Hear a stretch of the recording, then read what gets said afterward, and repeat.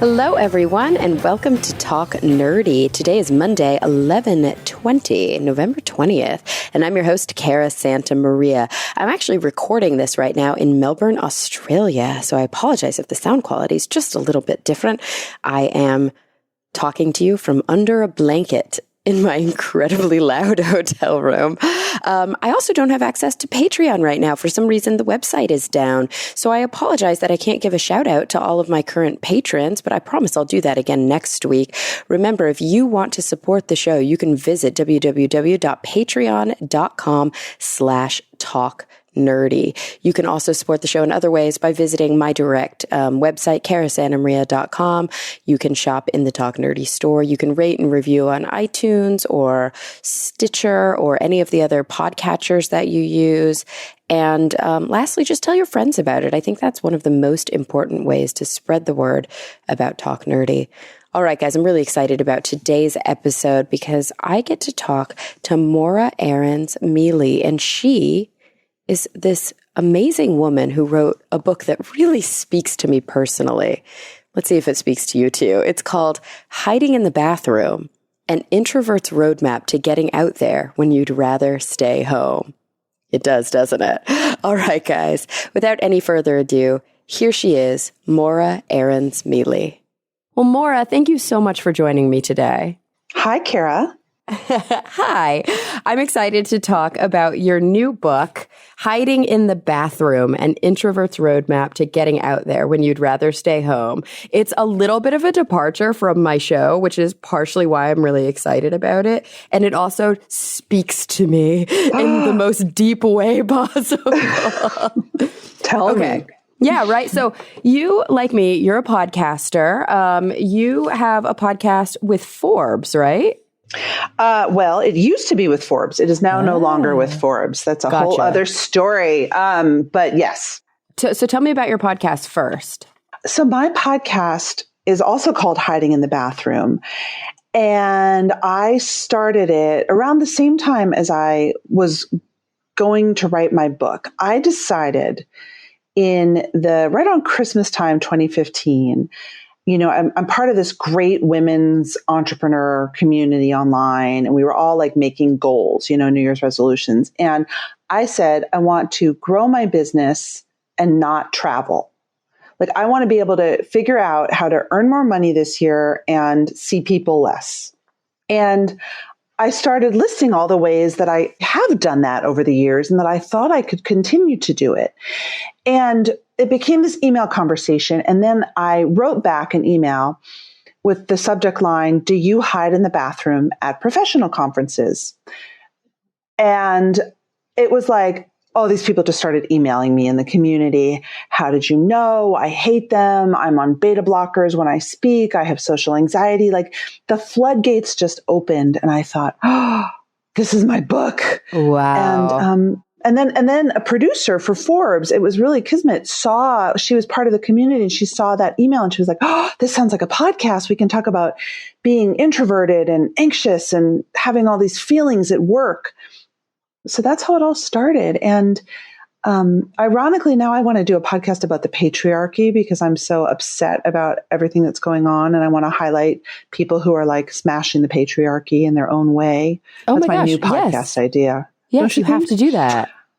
I will do that. That's being worked on as we speak. But I love podcasting because it reminds me of what blogging used to be like way back when I first started blogging.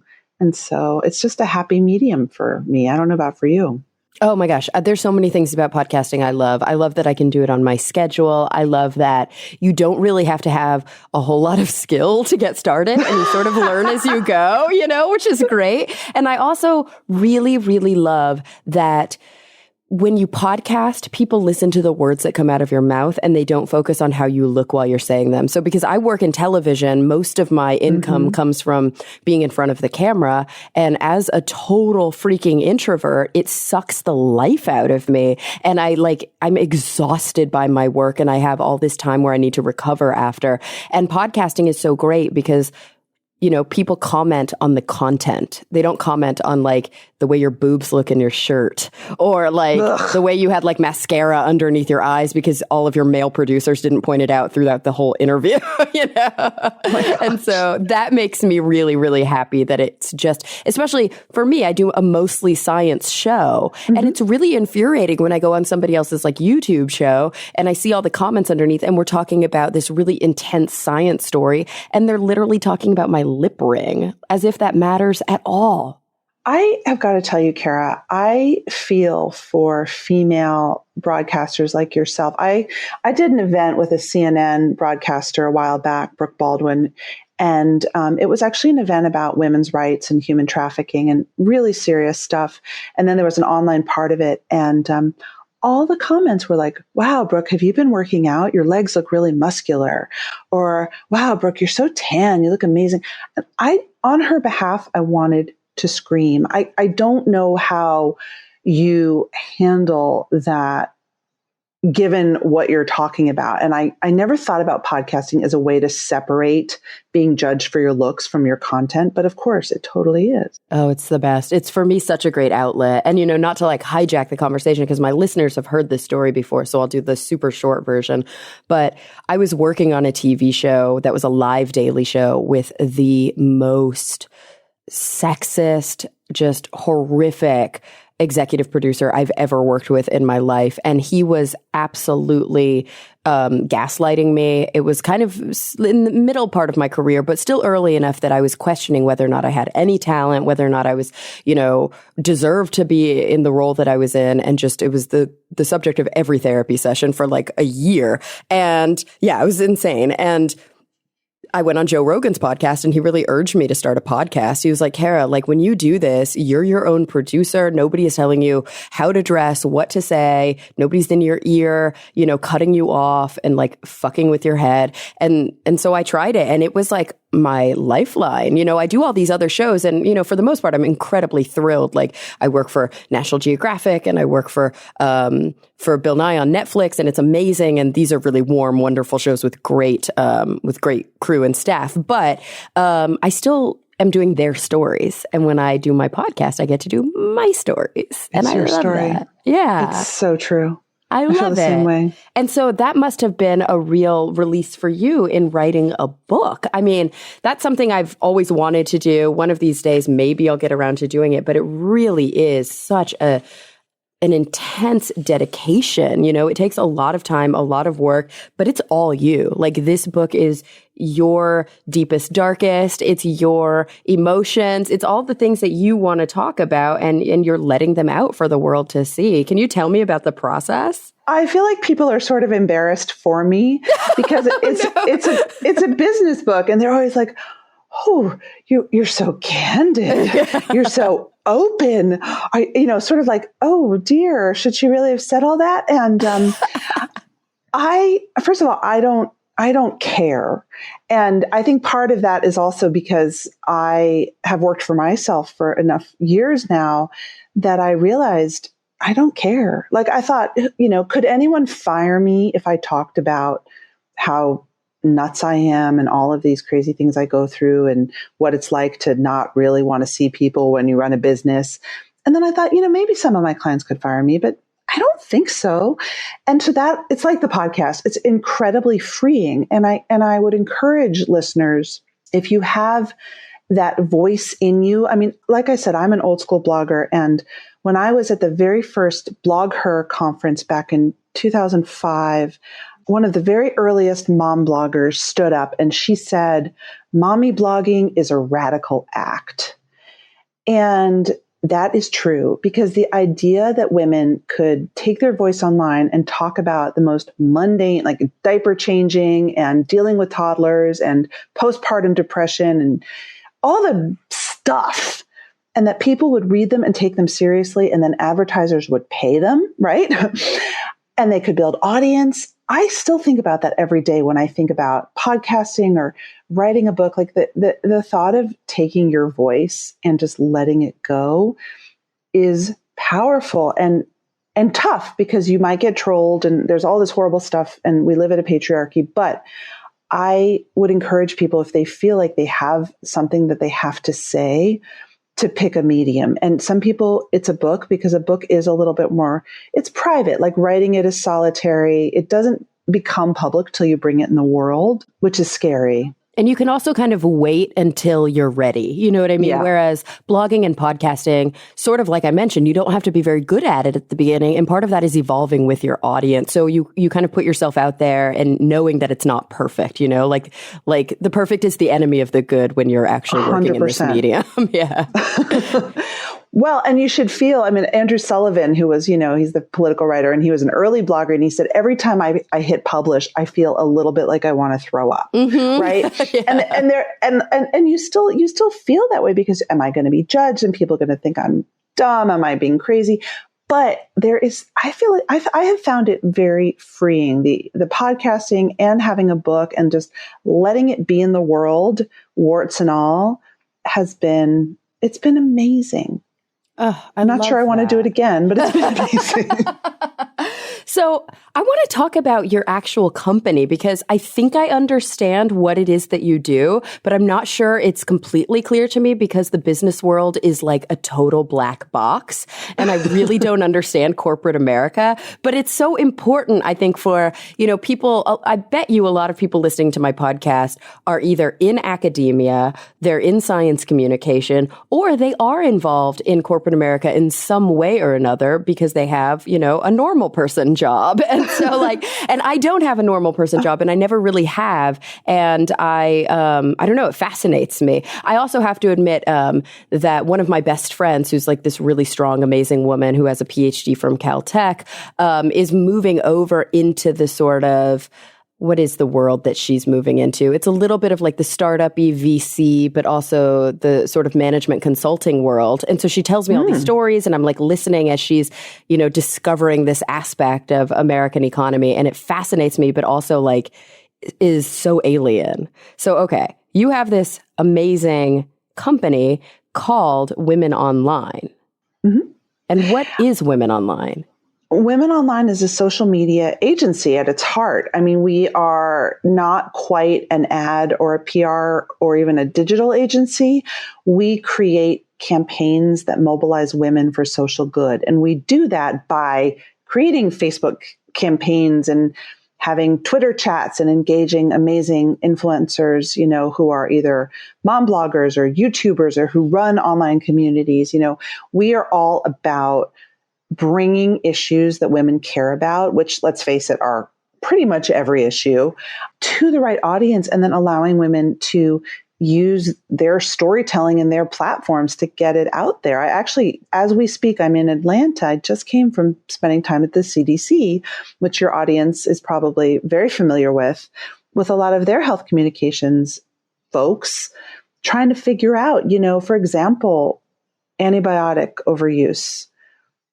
Something that, thank God, the CDC is very focused on, but something that we all need to think about day to day. So then my challenge as a strategist is, okay, how do I create online messages, engage social media influencers, create the Facebook Live and the video and the whatever strategy to get that message to consumers? That's where I come in. And it's very rewarding. I mean, I definitely don't have a real job either, because I work from home in my yoga pants most of the time, but, yes, which is like my dream, and, why I left corporate America now, 11 years ago. But the honor of my work is that I get to come into places like the CDC and help figure really cool things out, and then go back to my home office and actually do it. Oh, it's amazing. It's fascinating. And it's something I feel like a lot of people need help with. I get so overwhelmed, even with my small podcast and some of the work that I do in TV. And now I'm working on my PhD. And so I'm like really spread thin. I actually have, I have help with my social media. I have somebody that I pay to, basically I pick all the stories, but she does all the hard work of like matching images or GIFs to the stories and like scheduling all the tweets and the Facebooks and things like that, because it's important to me to provide content through my social media. Like sometimes I use it as a platform to say, hey, I have a new podcast episode. I probably don't do that enough, but more often it's like, hey, look at this cool new thing that happened in science. But it's like a full-time job. Well, it is. And I think that that's why a lot of people, my girlfriends and I call it blogger disease. Like we get a lot of friends who say, I can't get up and go to work anymore for the man. Like I want to do my own thing. I want to become, like Cara, like you are a true influencer, right? And you work for yourself and you call your own shots. But it is the sheer act of creating the content. It's like feeding a baby bird that never gets enough food. I mean, it is it's so honestly, true. right? And it's like, there's never enough. When people ask me, how do I get more Twitter followers? I say, well, tweet more. I mean, it's a volume game. I mean, obviously you need to be interesting and good, but it is truly a volume game. And that's where it's also coming back to the introvert thing. I have a really hard time with that.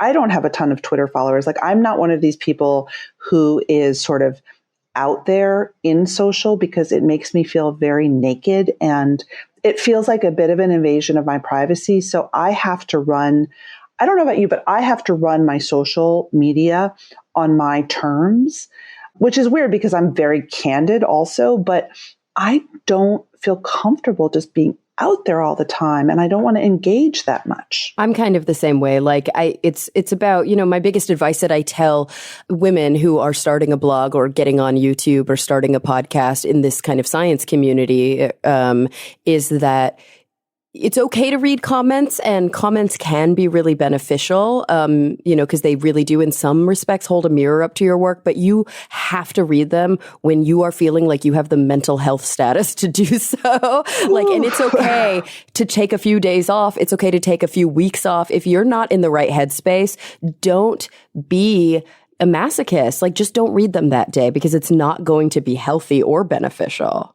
No. And then the added layer of being a woman, right? I mean, you can't escape it. It always goes to a place that, it doesn't go to for men necessarily. Yeah. I'm always amazed by how many, every so often I'll look at my Twitter. I'm much more active on Twitter because it just feels more natural to me. Facebook feels a little bit more, I don't know, artificial. And it's like so much work and I don't really do it on my phone. So really I only go on Facebook once in a while on my computer and go, that's probably why sorry guys, if you've sent me Facebook emails lately, they're piled up. But Twitter, I'm kind of always looking at my Twitter feed because it's also my news feed. And so I'm engaged with it more. But the other day I went into my settings and I was like, whoa, I've blocked a lot of people. And I don't even remember doing it. But, there must have been a reason. Oh my gosh. I heard Lindy West, the amazing feminist writer, explain, she was on Terry Gross on NPR, and she was explaining what her life was like when she was on Twitter. And it sounded so scary and stressful because she's an outspoken feminist. I thought, no, I never could my mental health could not take it. Well, and it's so weird how the really base comments actually don't bother me as much when somebody's like, oh, you look like you've been eating too many pizzas. You're like, okay, whatever, screw you, right? But it's more like the people who are the thoughtful people. So, as a person who does science work, but I also am really heavily involved in the atheist and the skeptic communities. And there's like a weird faction within the atheist and the skeptic communities that's like a harder sort of libertarian faction that is like not, I don't think, profoundly anti-woman, but has these weird tendencies. So what ends up happening is these people who are sort of quote unquote on my team all of a sudden will be offended that I'm being a quote social justice warrior. And they use that as a pejorative. And I'm like, hell yeah, I'm a social justice warrior. Do they call you a snowflake? Sometimes I've seen the snowflake thing. SJW a lot. Like that's a very big kind of pejorative and it's the weirdest thing ever because I'm like, that is so not offensive to me. But what offends me is that we can be so aligned ideologically on all these other things. And then you're like really disappointing me as my fan base, or as a very small percentage of people within my fan base by saying that I should never talk about women's rights issues or minority rights issues because you literally think that we live in like a post-race society and you're so out of touch with reality. It's a bummer. There are so many people out there that really do think that all of these issues, these feminist issues and these ethnic minority issues, like, aren't relevant or aren't necessary, or that somehow because that all happened in the past and we're well beyond, Jim Crow, or we're well beyond women's suffrage, that somehow these things don't matter anymore. And it's just bizarre. I think a lot of people haven't gotten that memo. And I think the other thing, I mean, like I am very big, and with my own children, if I give them one skill, it is being able to take other people's perspectives, right, into account and have some critical thoughts, not just do everything you think. What's that bumper sticker? Anyway, the point is that, and social media furthers that, because we live in our own filter bubbles and we are algorithmically trained to see people who think like us. And so I think every once in a while, it's actually really healthy to sort of detox or step back from the fire hose of social media and be quiet in yourself. That is something that, that I have done because that's how I am. But it only occurred to me a few months ago that that's actually one of the ways that I get things done. And that's how I wrote my book. It was because I just had to be quiet and away from all of the literal and figurative noise for a while. Oh, absolutely. Of social, especially. It's so important for your mental health. I co-founded and co-run this retreat once a year called PsyCom Camp, which is like a sleepaway camp for grownups who are interested in or actively working in science communication. Many of us are freelancers. Many of us don't get to see each other face to face because we all know each other online. And so it's this really great opportunity for people of various levels to get together in like a kind of rustic camp style environment and just learn from one another. And we have keynotes and workshops and all the wonderful things. And we did a sort of AMA with the founders and with a couple other kind of successful science communicators at our last one. And somebody asked each of us to go down the line and tell them, like, what does success mean to you?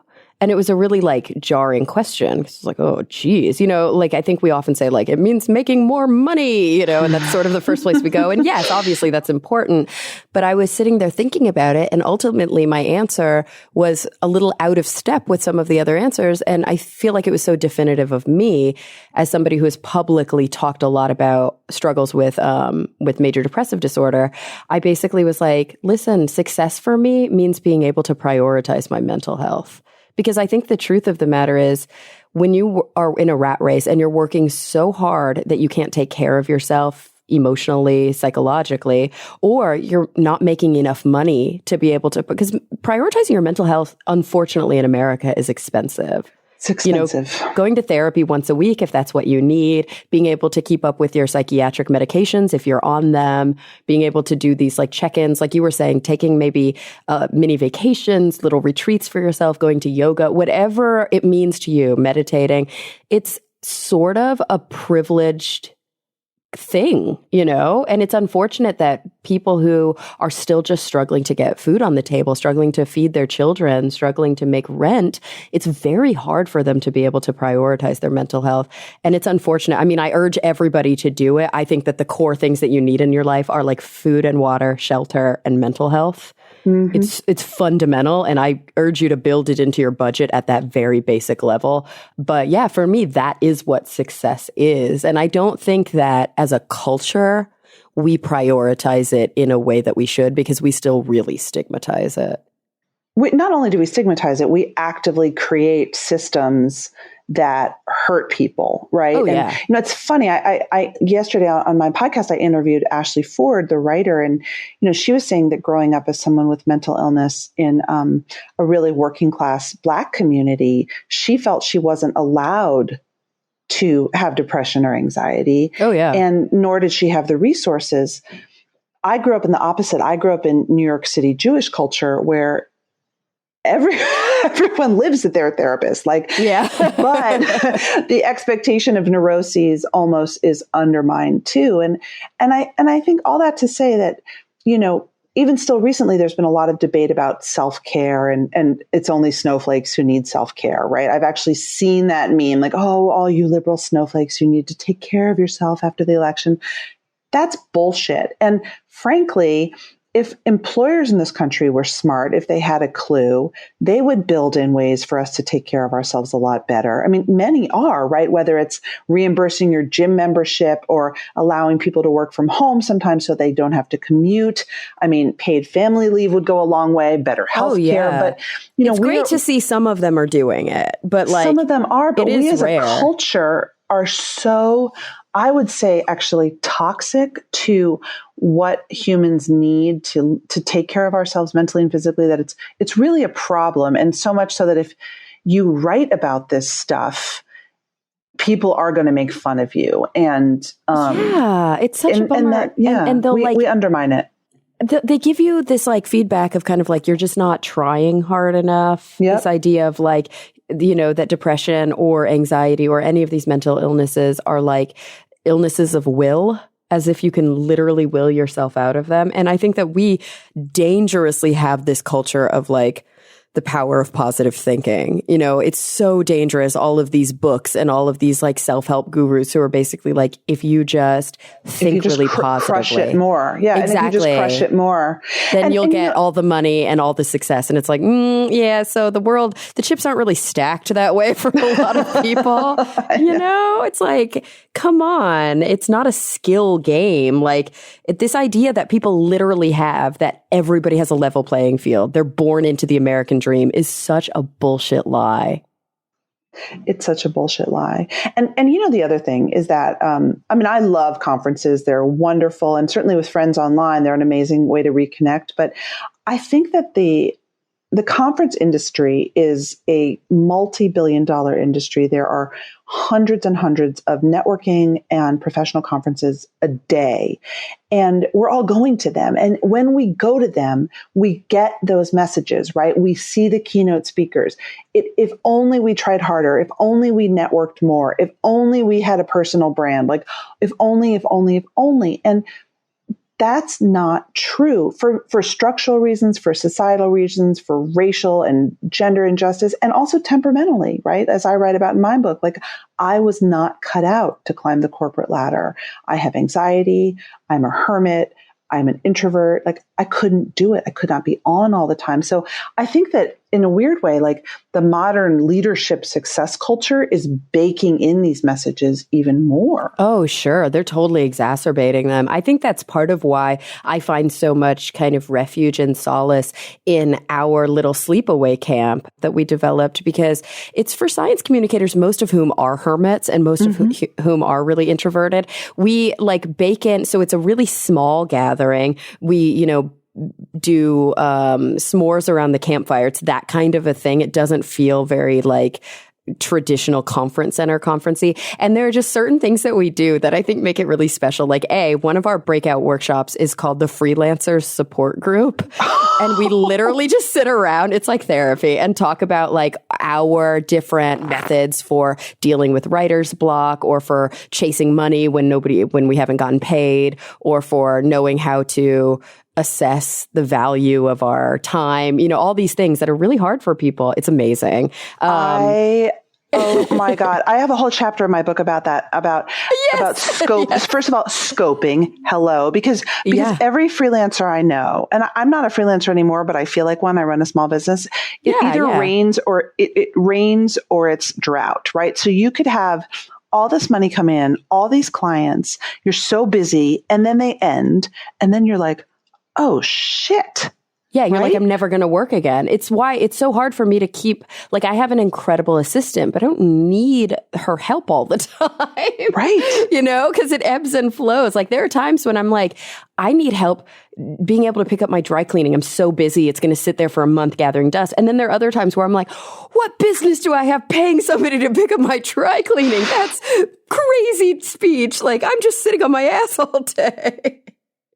I mean, but you know what, though? Here's the thing. I have learned to love the downtime. I still have bag lady anxiety, so don't get me wrong. I mean, my business is always really slow. January, February, March. Like, we are always really slow. And there's always a moment around March 28th when I turn to my team and my business partner. I'm like, this is it. We're done. Yeah.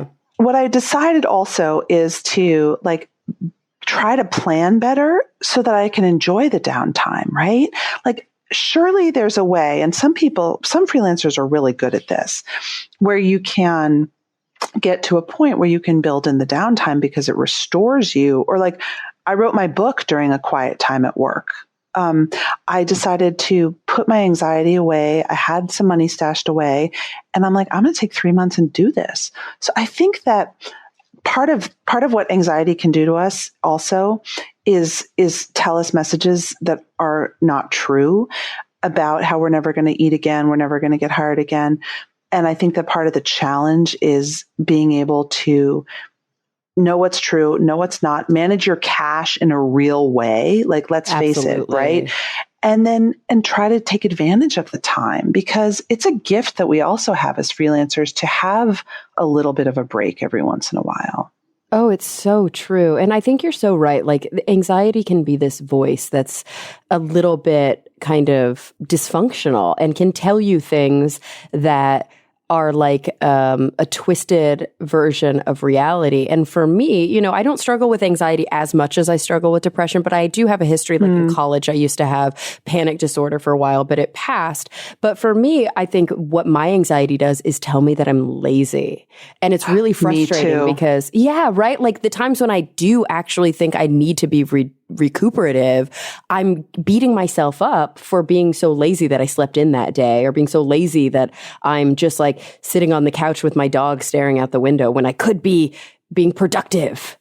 Right. You could be getting out there, right? You could be meeting your next big gig or your next big TV show. And again, that's where all the cultural messages come in, because the truth is, and I know this from experience, like having kept my business really small. No one is going to cheer you on if you do less. I mean, this is the other challenge. Like, your accountant and your boyfriend and your whatever are not going to be like, "Oh, I'm so proud of you.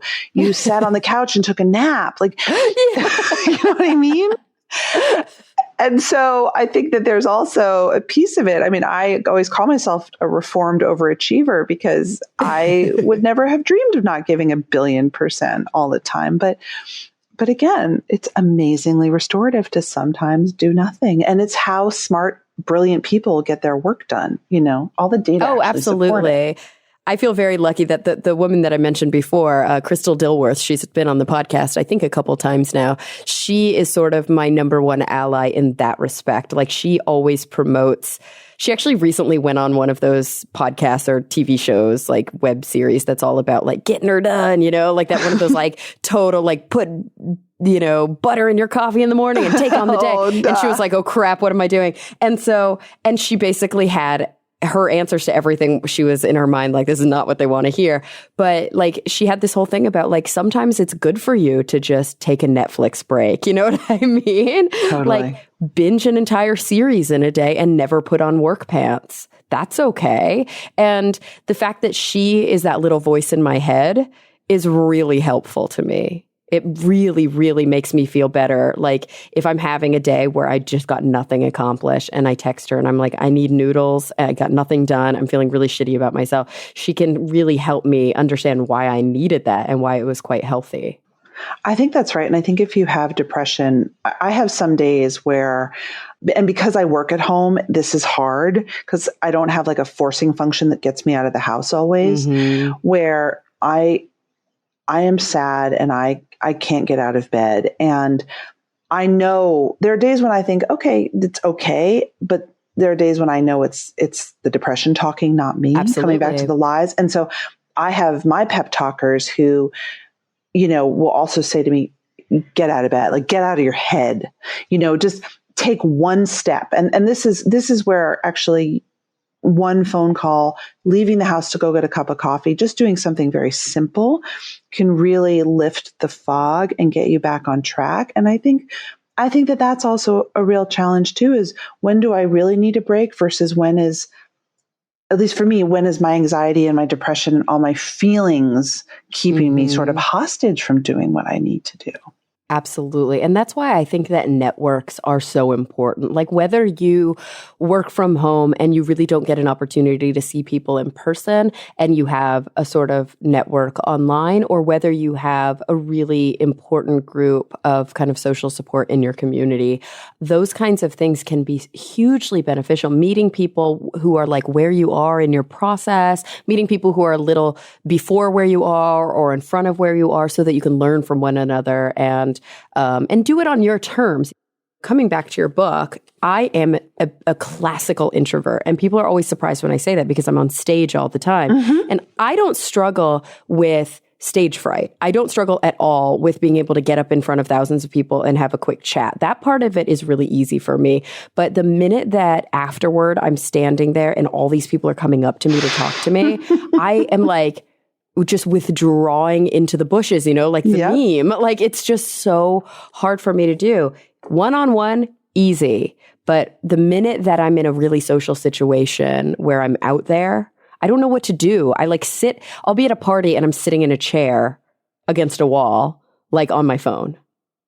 So what do you do? Do you leave? I'm curious. Do you have a system in place? Yeah. So it's hard because I think sometimes I can't leave because I'm there for an event where I'm either expected to be there or I'm there with the Skeptic's Guide to the Universe, my other podcast. And so there's the 4 of them and we all have to be there.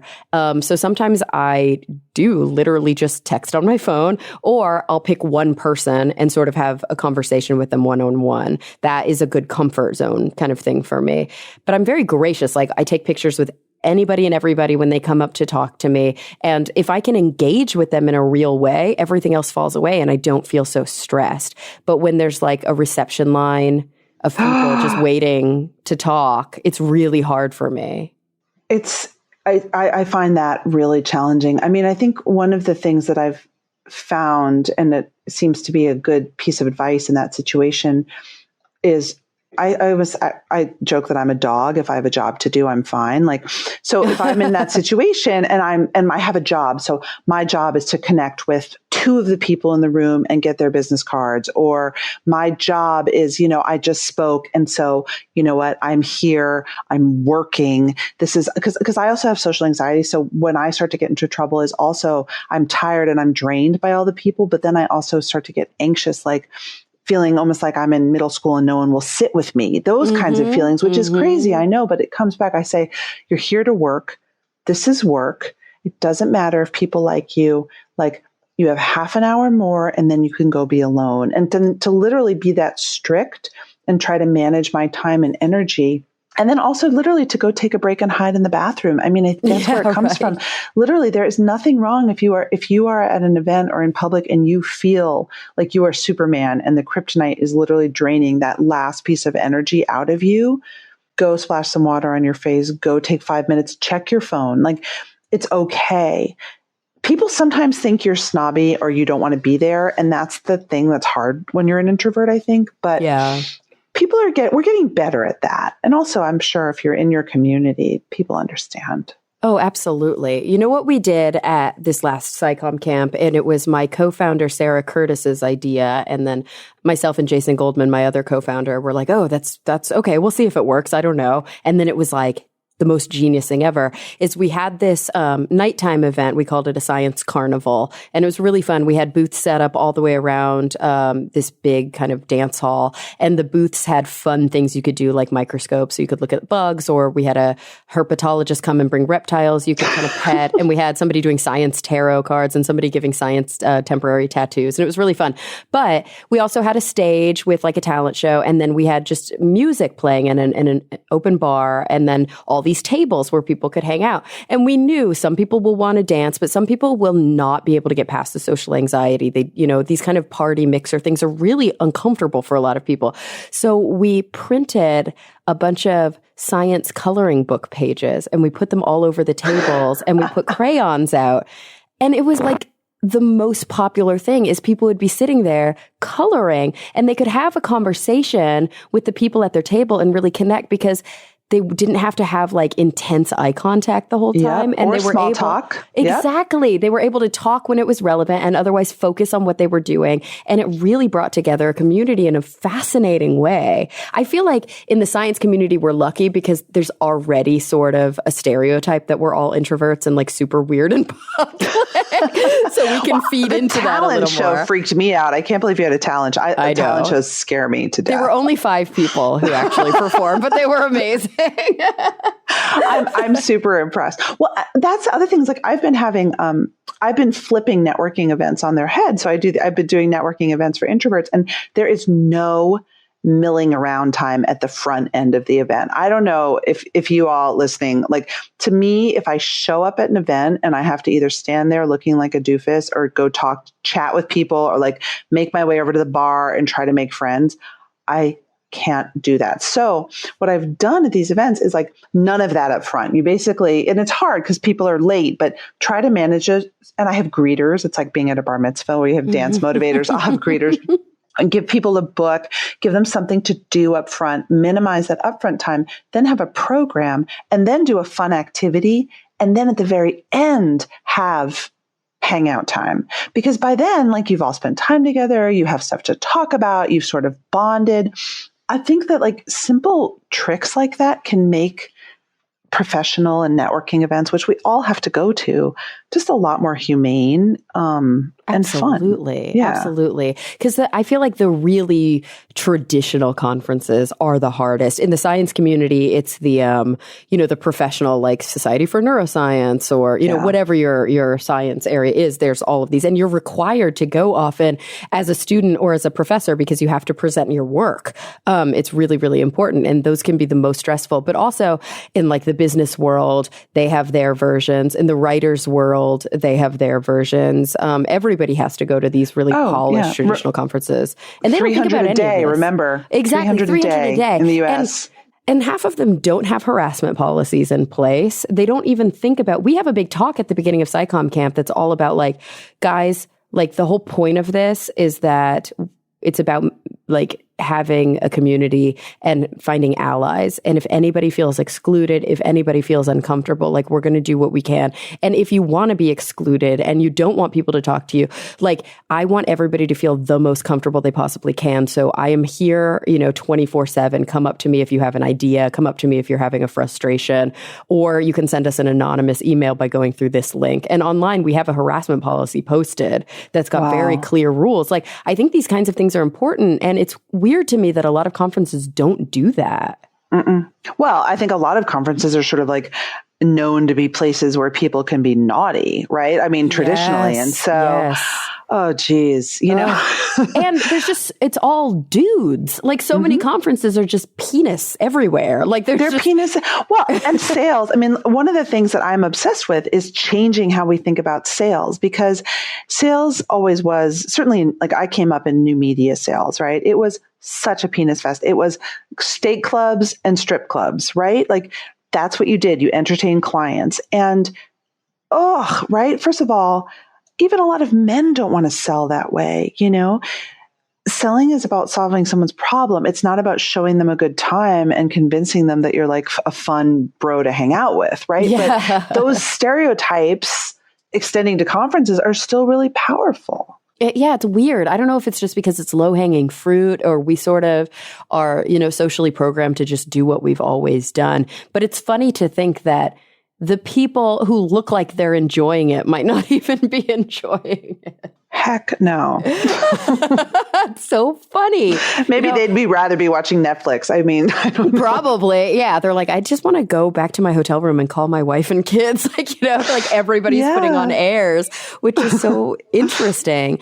I'm looking at the work that you do. And of course, it's called, your business is called Women Online. And you have so much of this like women and work. That's even your website, womenandwork.org. This focus on sort of feminist ideals, sort of, changing the paradigm so that not only are women more included, but women are, I guess, empowered in a way that historically we haven't been. And so I wanted to ask you sort of about the work that you do, with some of the digital marketing and things like that. Do you like to specifically focus on helping have a stronger female audience? I don't know. I mean, I don't only work for sort of classic women's issues organizations. I mean, we do work with Planned Parenthood, for example. I mean, we're very proudly pro-choice and pro-health. But here's the way I look at it. For almost since the beginning of marketing, companies, mostly led by men, and advertisers, also mostly led by men, have made a lot of money off of female consumers, right? Advertisers are obsessed with female purchasing power. And that's why originally online influencers who were women, and the mom bloggers in particular, made a lot of advertisers really excited because they thought, oh man, here's all these women who can talk about my new brand of diapers. And I sort of got to a place, and I'm not alone in this, where I got sick of women who use their voices being only seen as marketing vehicles to sell more shit. Women vote more. We give more to charity. We don't give as much money to men as to charity as men do because we don't have as much money, but we actually give physically more. We advocate more. We obviously drive health decisions. I mean, women are the key to everything when it comes to change. And yet, we're still stuck in this sort of feminine mystique paradigm where we are seen as people who buy things, which of course we buy things, and I love my fashion and I'm totally, but we're more than that. That's not all we are. That's not all we are. And so, it seemed to me that there were all these powerful communities and powerful women who were blogging and writing and creating video and creating photo, and yes, talking about their kids and talking about what they had for dinner and what they bought, but who also really cared about everything, frankly, and are now really pissed off and part of the resistance, as we saw in the most recent election, where you had more women than ever, especially new women, and in places like Virginia, running and winning. Like, just because you're a mom, just because you care about fashion, doesn't mean that you're not like a hard-assed advocate. And so that's really the driving force behind my business is, women's voices are powerful, and we're not only about consuming and selling stuff. Absolutely. I love that. I think that that's so incredibly important. It's something I really struggle with here on the podcast specifically, because when I look at my demographic breakdowns, I do a science podcast, and science has historically had a really built-in male audience. And it's really interesting to me, a little frustrating, but also kind of illuminating, because I talk a lot about women's issues. Like, feminism is a big part of my show. It's a big part of who I am, right? So I don't shy away from it, and also really progressive topics. Yet my audience is 80% male. Wow. But they stick with you. But that's the good news. They stick with me. I feel like they're feminist men that listen to my show, But it's really interesting to me, because I'm like, I do struggle to be like, why don't more women listen to my show? But at the same time, I am really proud of my male audience, because I think that they are the progressive, very kind of ally type audience that exists and that we need, And so sometimes I feel a little bad when I'm like, oh, it's all dick, because I'm sure they're like, hey, I have a dick and I'm nice. Yeah, exactly. I'm going to say this, like, I love men, and I think men get a bum rap, and I have a wonderful husband. I have 2 sons.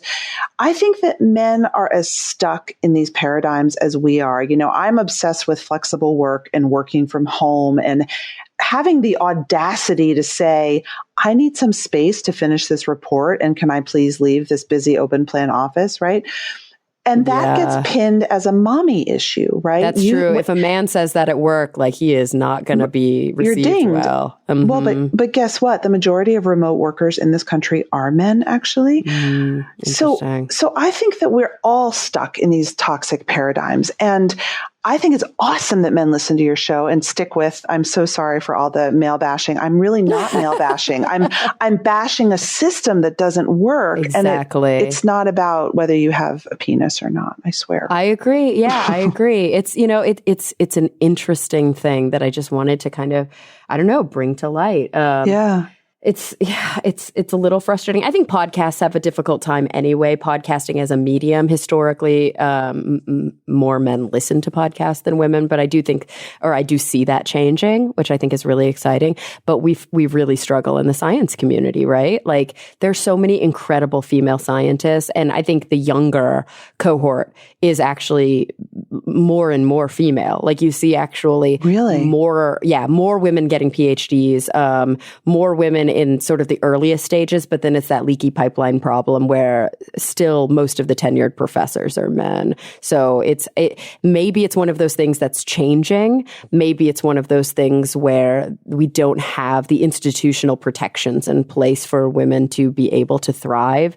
It's very hard to first get a PhD and then do all of the work that you have to do to get a tenured professorship. And it's almost impossible to do if you have children or if you have to deal with what we think of these like kind of quote traditionally women's issues. It's changing, but it's changing slowly. So very slowly. And it's really sad, and all of the talk of diversity and, all the wonderful commercials companies are producing about women in STEM aren't going to change it if the workplace is still toxic and the systems are still rigid. And again, flexible work is a huge piece of that. Oh my gosh. Absolutely. I was at a conference, CSICon last 2 weeks ago, maybe, which is the Center for Skeptical Inquiry. It's this amazing organization that was co-founded by Carl Sagan, many decades ago. And it started out as like one of these skeptic debunking, like, oh, somebody claimed they saw a UFO. Let's show how there's like a reasonable explanation. But it's really expanded into a much more like scientific organization. And I was on a panel about problems in science, and we were talking about, the sort of time came in the panel to talk about harassment and all of the difficult things that women deal with in science. And I wanted to open the conversation up and kind of remind people that this is a societal problem, not really a science problem. Like it rears its ugly head in science, just like it rears its ugly head in production, as we're seeing right now in Hollywood. But it's the fundamental issues really go back to societal issues. And I pointed out, and I felt really bad because I threw them under the bus a little bit, but I tried to say like, we should use this as a learning experience. And I'm not trying to be shitty to anybody, but there was a costume contest the night before. And the people who won second place were dressed as a pimp and a hoe. Yeah. And I was like, first of all, like, you're celebrating sex trafficking. Like, can we talk about the fact that like, let's think about what a pimp and a hoe are. And then second of all, the conference actually awarded them they said, oh, that's second place. It's a great costume. But then I was like, listen, let's take a step back. Yes, it's everybody who is involved in this process is at fault. And I think we need to use this as a learning experience to understand that this is not okay to glorify, sex trafficking, sex slavery. But also the fact that you can go to a costume shop and buy a pimp costume in a bag or a hoe costume in a bag is kind of the problem, right? Like it's bigger than us. It's the whole society doesn't understand even why that's bad. And this is the kind of thing I talk about when people call me a snowflake. Mm-hmm. Right. And they accuse you of having no sense of humor. I know. And it's like, have you ever met somebody, like you were just saying, you did that one-on-one, that panel, talking about these serious issues. I've done reporting on that for a local show here in Los Angeles, SoCal Connected, where I interviewed women who were sex trafficked. And I talked to them about their issues. And once you've been around that culture and that world, which is very much kept hidden from view, you start to realize that maybe throwing those terms around and glorifying it as if it's a choice that these women have when they're brought into the sex trade at 12 years old, it's just like, it's just a whole thing that we've got to keep our minds open and we've got to use empathy. Well, we could all use a little more empathy. Right? Don't you think that underlies so many of these problems? Yes. Yes. Oh my gosh. So waking up to the news this morning, and I know this is going to air in a couple weeks, so it'll be old news by the time it airs, but that Louis C.K., and I think we all kind of knew that it was coming out because we had heard the grumblings of it, but that Louis C.K., there's a big expose in the New York Times that he like whipped his dick out and masturbated in front of a couple of comedians, and that he's like the latest in this long line of these sort of harassers. It actually really depressed me because I really like Louis C.K. I know. It was the first How do you one where I think was about like, it? it bums me out. Like, it was really the first one. Like the Harvey Weinstein, it was like, yeah, gross, but like, it was kind of the worst kept secret in Hollywood, right? And then you hear about like Brett Ratner, like, of course. Like there's all these people where you're like, yeah, of course. But then I'm like, no, not you, Louis, because he's so insightful and he has so much depth and he's a father of 2 girls. And I don't know, and of course, I haven't read everything there is to read because it just happened right now and whatever, but I don't know, it made me sad. It's like, not you too. Like, I feel like that's always lately my mentality. No, not you too. It's horrifying because you think about all the men you know, and you know, some of the men we know by just, they've probably done things like that. And but it doesn't, I mean, this is the hard thing, is that there's still people we like. And I'm sure part of them are still good people. I mean, I'm not an absolutist like that, you know. Me neither. I find it incredibly sad and just very confusing. Yes, very absolutely. confusing. It's like, as a student of clinical psychology, you know, all my background is in neuro and psychology. The first thing I always go to when I hear about like somebody who kills a bunch of people, or just like kills one person, or somebody who is like a rapist or somebody, I always go to this, like, again, this empathy place where I'm like, what was their motivation? What was their childhood like? You know, how did they find themselves in this place? And that doesn't absolve them at all. I mean, I still think of them as people who like need the justice system to, you know, to do its thing, and also probably need, you know, some amount of kind of mental health care. But that's where I go to. So I'm thinking of Louis C.K. and I'm like, what was the context when this happened? And why did it happen? And how did it happen? And all of these questions just start spinning around in my mind. And it's not because I don't want them to be guilty. I think it's because I can't sit alone. It's very hard for me to just sit with the idea that like shit happens. Like, I'm always like, yeah, but why? But how? Like, I need to understand it. You know what I mean? And as a student of psychology, you know that these things are learned over time, or some, I mean, you know, I think of my babies and then they don't know anything bad like that. It's Yeah, no, it's really, really tough. Well, Morra, I have to say that I've just had the best time chatting with you. I know that you have to leave because we had a quick hard out, but I could honestly talk to you for hours and hours more, and hopefully we'll be able to connect again. What do you say? I would love that. I admire your work so much, so keep at it. Gosh, and I yours. Everybody, Hiding in the Bathroom, an introvert's roadmap to getting out there when you'd rather stay home, is available now anywhere you can buy books. I highly urge you to pick up your copy. And guys who are listening right now, thank you for coming back week after week. I'm really looking forward to the next time we all get together to talk nerdy.